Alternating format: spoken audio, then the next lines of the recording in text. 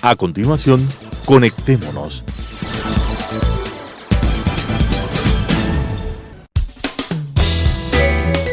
Clasificación A. Apto para todo público.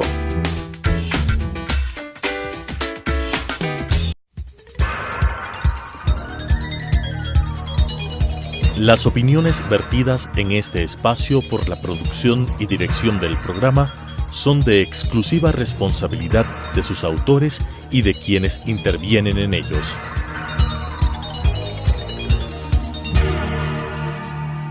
Telesucesos Canal 29 UHF presenta Conectémonos. El presente no es producto del azar. Hay múltiples hilos conductores que nos explican y contextualizan el proceso del desarrollo humano. Sigamos esas pistas y tengamos una mejor comprensión de los cómo y los porqués de nuestras realidades, con la conducción de Alan Cathay. Conectémonos. Los antecedentes del ser humano como especie, en términos de respeto por su hábitat, son más bien lamentables. Ya nuestros parientes del Paleolítico lograron exterminar varias especies de grandes mamíferos con unos medios técnicos bastante limitados. Esa capacidad se fue incrementando con el desarrollo tecnológico y el crecimiento de la población humana. Hace unos 10.000 años se produce una revolución tecnológica de enorme impacto con la invención de la agricultura y el desarrollo de la ganadería. Ambas conducen a la concentración y a la urbanización. La ciudad se convierte en el espacio donde el desarrollo tecnológico se acelera por la generación de excedentes agrícolas en su entorno y el consiguiente proceso de especialización. La agricultura exige áreas amplias, libres de vegetación diferente de lo que se va a cultivar, y la ganadería, pasturas para los animales igualmente extensas. Tumbar árboles con hachas de piedra no suena a tarea fácil, pero el hombre ha desarrollado otra herramienta más eficiente, el fuego. Por otra parte, se desarrollan técnicas de riego muy ingeniosas que implican alteraciones importantes en el curso natural de los ríos, con diques, canales y compuertas. Conforme el hombre se extiende por el mundo, su impacto en el medio lo hace también. El Imperio Romano, por ejemplo, para divertir al público en el Coliseo, captura en grandes cantidades animales salvajes en toda su amplia extensión, particularmente en África del Norte, donde al parecer extingue al león negro africano. El gran bosque europeo que se extendía desde los Pirineos hasta los Urales se ha reducido a su mínima expresión para dar paso a ciudades y tierras de cultivo y pastoreo. Esta situación se repite con variantes locales en buena parte del planeta, particularmente en las zonas templadas.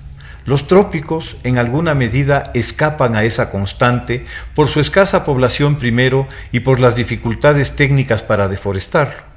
Sin embargo, hacia 1800 se inician procesos masivos de eliminación de selva tropical en Asia, África y América para dar paso a cultivos intensivos de café, té, cacao, índigo, caña de azúcar, etc., para un cada vez más ávido mercado. De 1800 a hoy, la población humana ha ido de 1.000 millones a casi 8.000. Llegar a los 1.000 tomó desde la Revolución Agrícola 9.800 años. Y apenas 200 para multiplicarse por 8.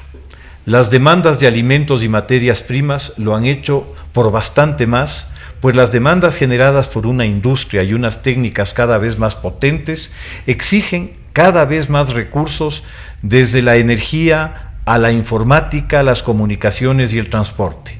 Hemos quemado, y seguimos haciéndolo, enormes cantidades de carbón, petróleo, gas natural, arrojando los gases de desecho a la atmósfera. Seguimos quemando nuestros bosques y seguimos contaminando ríos y mares con basura y desechos. Hay muy abundante y convincente evidencia del impacto negativo de la acción humana y de los riesgos que esto determina para el entorno. En estos últimos meses se han producido verdaderas catástrofes en torno a la destrucción de los bosques. 80.000 kilómetros cuadrados de bosque boreal quemados en Siberia, ¿quién creyera? 1 millón de hectáreas quemadas en Bolivia, vastos incendios en Surinam, en Guyana, en Venezuela y, claro, la tragedia de la Amazonía brasileña.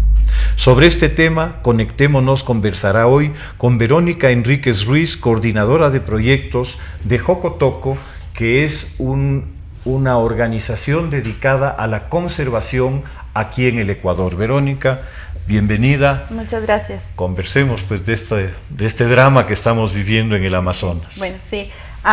Jocotoco es una fundación ecuatoriana que se creó en 1998. Nosotros lo que hacemos es trabajar en áreas de prioridad de conservación para aves endémicas que están en peligro en el Ecuador. Entonces, nosotros trabajamos en espacios, tenemos 13 reservas a lo largo de todo el país. Todas estas reservas trabajan con este tipo de acciones y actividades humanas que se generan alrededor de zonas naturales y que son parte de una cultura como los fuegos, por ejemplo. Correcto. Entrando en materia, esta situación que se ha dado de manera tan dramática en estos últimos 2 meses, 3 meses, y que obviamente tiene algún tipo de explicación científica, pues no me parece coincidente que tengamos estos fuegos masivos en Siberia, en Alaska, y que los tengamos también acá en las zonas ecuatoriales. Esto nos marca claramente que algo está pasando. Sí, en general algo pasa a nivel ecosistémico, algo pasa a nivel geopolítico y algo pasa a nivel de humanidad. El cambio climático es algo que está sucediendo, lo que genera que los ecosistemas se vuelvan un poco más secos. Al elevarse la temperatura a nivel mundial, la humedad se pierde un poco. Hay ecosistemas como la Amazonía que se han vuelto un poco más secos, o los bosques secos más secos, y al generar los incendios, cuando viene una persona quiere limpiar una hectárea, en no estar controlado ese nivel de incendio, los ecosistemas absorben muchísimo más rápido el fuego, porque están más secos. Entonces es una cadena que no se puede romper y que necesita muchísimo control para que se pueda manejar en ciertas áreas.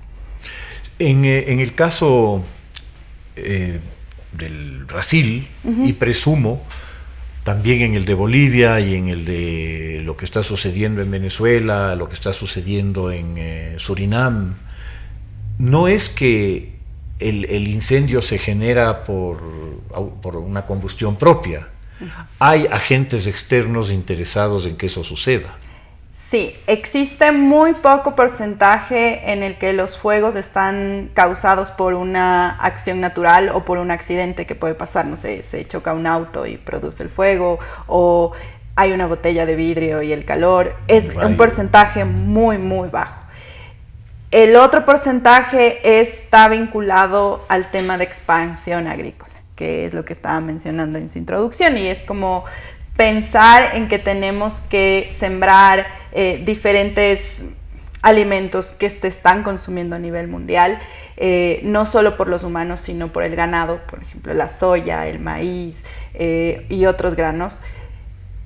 Los gobiernos están exigiendo mucho de lugares como la Amazonía y tienen que sembrar. Entonces, bueno, tenemos que sembrar grandes hectáreas. Lo que hacemos es incendiar esto y sembrar las semillas que necesitamos.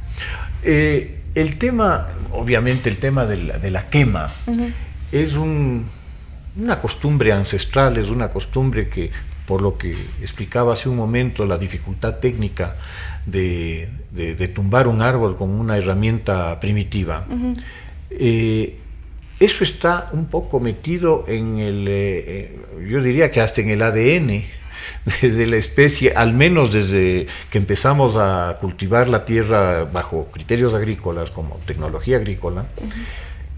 Y cómo podemos evitar o cómo podemos reducir el mantener en uso esta técnica, llamémosle así, un poco ancestral, pues, ¿no? Creo que el tema va un poco más hacia reglamentar y regular. Nosotros desde Jocotoco trabajamos una perspectiva de conservación a nivel paisaje. La conservación a nivel paisaje significa que tomamos en cuenta diferentes realidades alrededor de las zonas en donde estamos y también que tratamos de conectarnos con zonas. Por ejemplo, en Buenaventura, que está en El Oro, nosotros lo que hacemos es generar un corredor biológico que tenga un rango altitudinal en el que se pueda proteger y trabajar con diferentes realidades.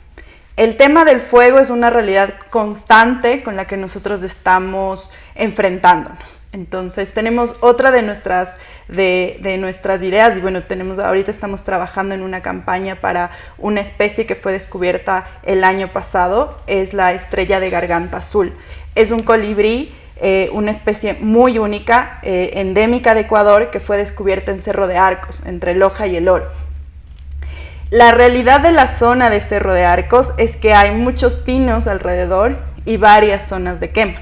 Nosotros necesitamos trabajar y regular esas zonas de quema. Entendemos la actividad agrícola, pero también necesitamos comprender nuestra conservación alrededor de eso.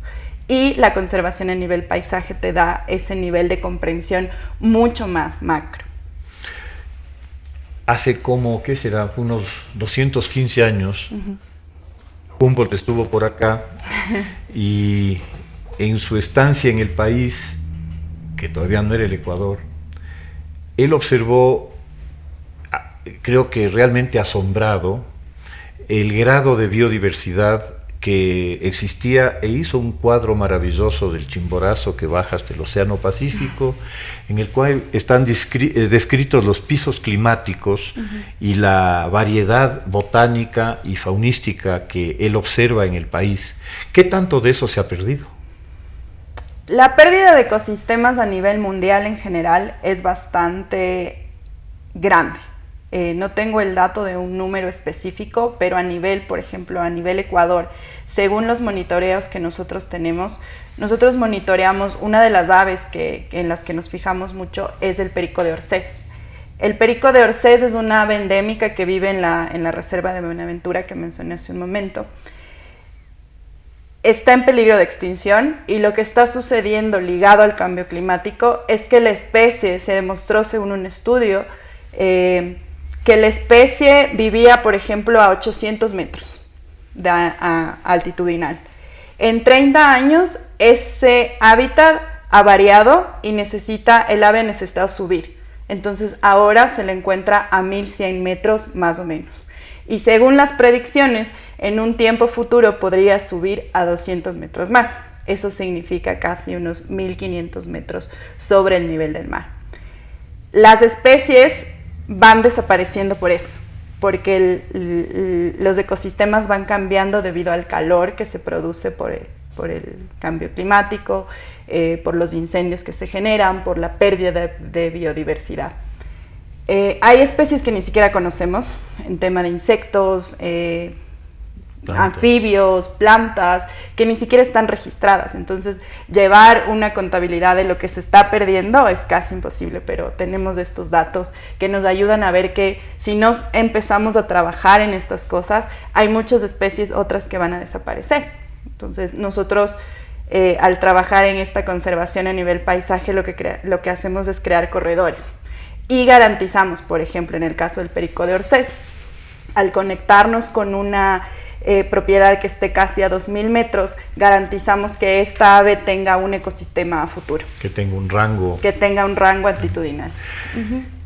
El tema de las extinciones masivas, nuevamente, no es algo nuevo. No, es algo nuevo. Las extinciones masivas han estado en el planeta desde hace cientos de millones de años y se han asistido a 5 o 6 grandes extinciones, estaríamos creo en la sexta.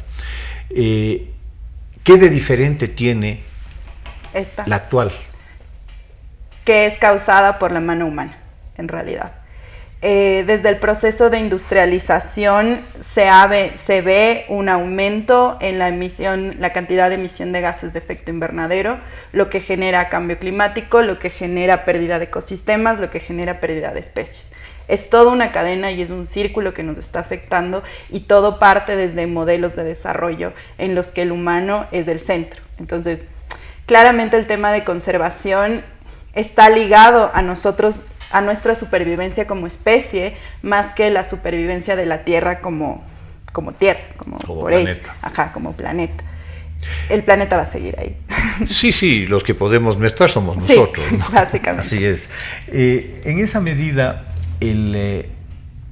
las acciones que se pueden tomar, vamos a asumir que la acción humana es la que está determinando que el cambio se esté dando a unos ritmos sin precedentes, que las extinciones se estén dando a unos ritmos y a unas velocidades sin precedentes.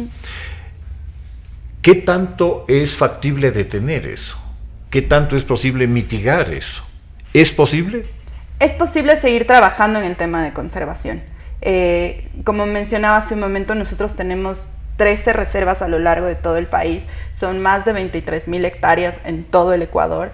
Lo que tratamos de hacer es conectar con otras áreas a nivel nacional. Por ejemplo, tenemos una reserva que se llama Canandé en la zona de Esmeraldas. Lo que se trata de hacer es que se conecte con el área protegida Cotacachi-Cayapas. Tratar de mitigar estos temas es una cuestión de acción, y es lo que nosotros hacemos. Entonces, si más gente se sigue sumando a esto, puede pasar. Nuevamente quisiera tocar el tema de Humboldt y también el de Darwin, ¿no?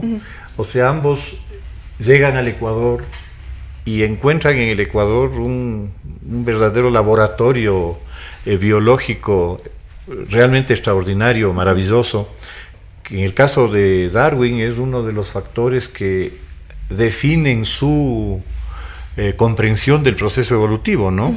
Y en el caso de Humboldt, este viaje que él hace a Sudamérica y sobre todo el tiempo que pasa en Ecuador, es el que le da su visión, que podríamos llamar su invención de lo que podemos llamar ecología. Y entendiendo a la ecología como la interrelación de los sistemas y la comprensión de las consecuencias, ¿no? Que sería, como yo entendería el mensaje de Humboldt. Esos valores que para el país son importantísimos o deberían serlo, ¿qué tanto están siendo así entendidos y asumidos por la dirección política en el país? Yo creo que es un tema más regional que local. El tema del ecosistema, de la ecología, de la naturaleza y la conservación debe verse a nivel macro. Repetir el tema de la conservación a nivel de paisaje, no solo a nivel Ecuador. La Amazonía es un ecosistema, por ejemplo, que cruza 9 países en toda Sudamérica.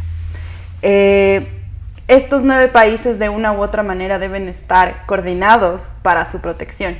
No es solo Brasil, es Bolivia, es Paraguay, es Ecuador, es Perú. Los gobiernos necesitan tener una visión más general sobre el ecosistema. Y conjunta. Y conjunta, claramente. Por ejemplo, los páramos. Los páramos son un ecosistema que es compartido entre Colombia, Ecuador, Perú, y hay un pequeño remanente de páramo que está en Costa Rica. Y en Venezuela. Y en Venezuela. Este ecosistema es súper importante en la producción y generación de agua. Si es que por cambio climático llega a subirse la temperatura, los suelos de los páramos se pierden. Al perderse los suelos de los páramos, se pierde la generación de agua para N cantidad de ciudades. Lima, Quito, Bogotá, La Paz, todos estos lugares pierden su principal fuente de agua. Entonces, ¿qué es lo que estamos haciendo como gobiernos, no solo nacional, sino local también? Es como ir reproduciendo la falta de visión general, macro, regional, hacia niveles locales. Cómo estamos trabajando a nivel político entre provincias, o entre ciudades, entre cantones. Entonces, básicamente creo que es eso, un poco el no ir más allá de los gobiernos. en general. ¿Pero se está viendo algún tipo de acción efectiva de parte de los gobiernos regionales, locales o nacional? Hay unas acciones que se están generando. Nosotros como Fundación Jocotoco trabajamos mucho con el Ministerio de Ambiente, trabajamos con la Secretaría de Ambiente de Quito, trabajamos con los GATS a nivel provincial, alrededor de todas nuestras reservas. Las instituciones políticas son grandes aliados nuestros. También se suma el tema de la ciudadanía, que es súper importante. Que ese es uno de los graves problemas. Sí. Un tema que me ha preocupado y que me parece que le resta en alguna medida credibilidad y objetividad al reclamo y a la exigencia que se debe generar en torno a la conservación, es la politización del instrumento, digámoslo así, ¿no? Justamente me llamó la atención que lo que sucede en Brasil se convierte en una noticia mundial y en un escándalo mundial.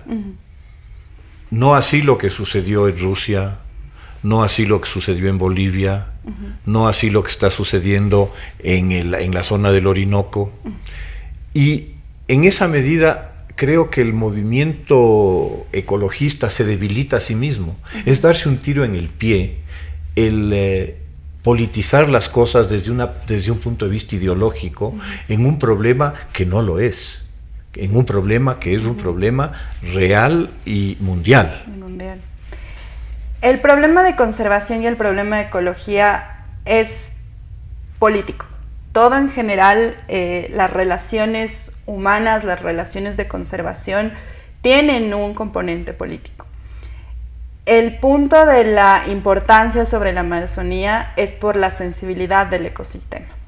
Es cierto que se han registrado otro tipo de incendios en lugares que son increíbles de pensar, como el bosque boreal. Es como el número de hectáreas que se está quemando en esa zona es mucho más grande. Sin embargo, la importancia ecosistémica, los dos son importantes. La importancia ecosistémica del Amazonas puede tener un grado superior porque es un ecosistema que regula servicios. Por ejemplo, regula el nivel de lluvias. El Amazonas es, ya se lo ha dicho en varios espacios, el Amazonas es como el pulmón del planeta. Al haber todo este nivel de humedad, todo este nivel de árboles, todo este nivel de especies, lo que hace es como atraer lluvia, generar lluvia. Los suelos son muy ricos, tiene 1 de cada 10 especies que se pueden encontrar en el planeta. Entonces es como la sensibilidad del ecosistema lo que marca la importancia, más que en realidad el número de hectáreas que se esté quemando o que en otros lugares también hay incendios o que se estén dando. Volviendo al Ecuador, yo recuerdo mis años de montaña. A los 3.000 metros, 3.100 metros, empezaba a verse estas esponjas de agua, estas esponjas de vegetación, perdón, que eran bien incómodas para caminar, porque era súper incómodo, ¿no? Eran súper suaves, Sí, ¿cierto? exactamente. Sí. Pero a los 3.100, 3.200 metros eso ya empezaba y continuaba y se iba hasta los 4.000 metros.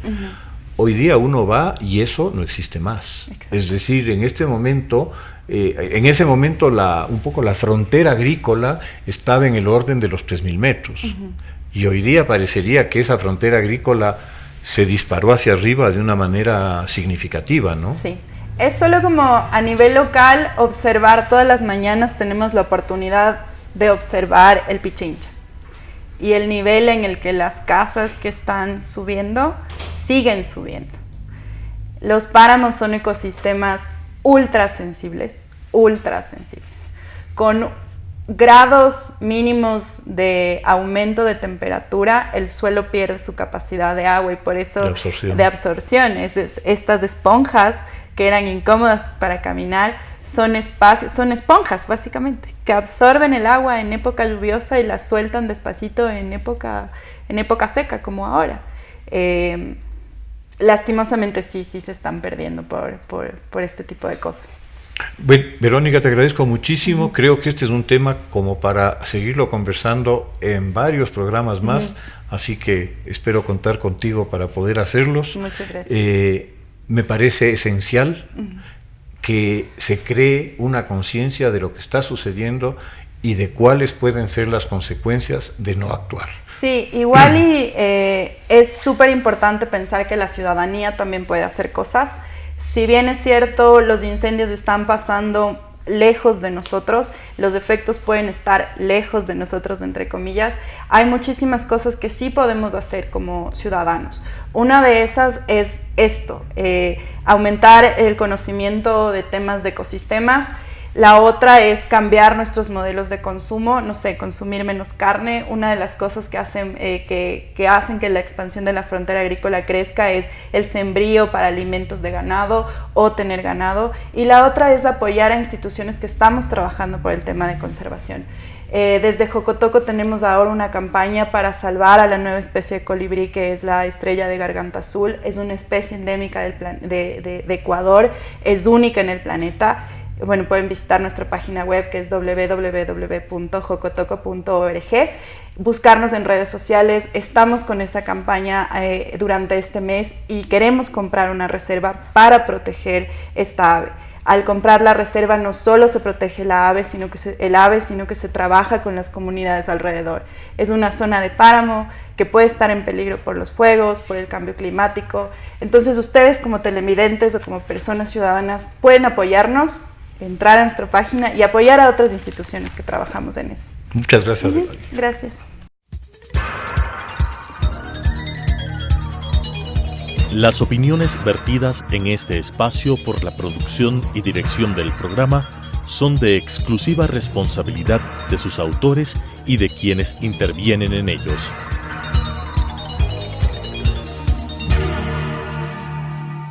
Telesucesos Canal 29 UHF presentó Conectémonos. El presente no es producto del azar. Hay múltiples hilos conductores que nos explican y contextualizan el proceso del desarrollo humano. Sigamos esas pistas y tengamos una mejor comprensión de los cómo y los porqués de nuestras realidades. Con la conducción de Alan Cathay. Conectémonos.